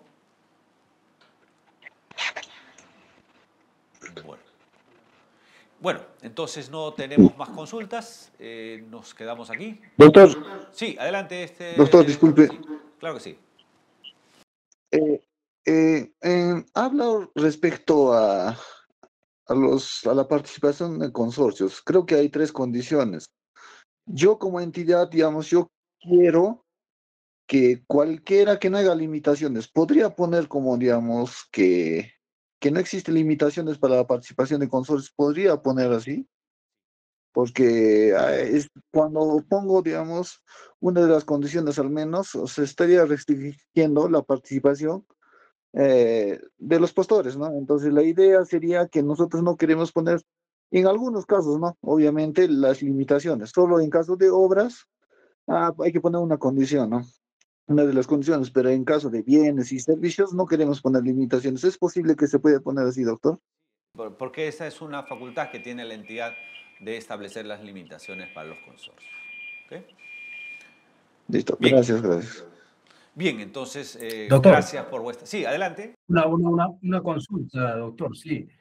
¿Qué criterios o variables se debería considerar para enviar el cronograma y las fechas posibles de los requerimientos al área usuaria? A ver, los criterios están en primer lugar en la segmentación. O sea, el cronograma dice que luego de la segmentación debería la DEC enviar al área usuaria un cronograma. Ahora con la nueva modificación habla sobre una posible fecha de los requerimientos de los procesos de contratación respectivo. Entonces, algún criterio a tener en cuenta para poder tener en cuenta, elaborar esa propuesta de cronograma. Sí, primero en función de los tipos de segmentación que se ha realizado, por supuesto. Por ejemplo, no es lo mismo una contratación rutinaria que una contratación estratégica, ¿no?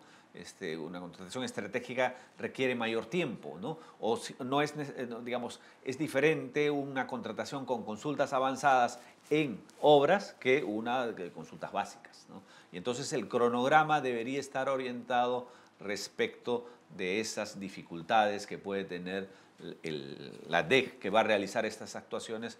Si todas, por ejemplo, las contrataciones tienen consultas avanzadas y todas se centran en un mes determinado, ese mes para la DEC va a ser prácticamente imposible de desarrollar, ¿no? Entonces, tiene que ver con la capacidad que tenga esta dependencia de responder frente a estas actuaciones que se le vienen, ¿no? Que se le vienen producto de los requerimientos que van a tener que hacer las distintas áreas usuarias.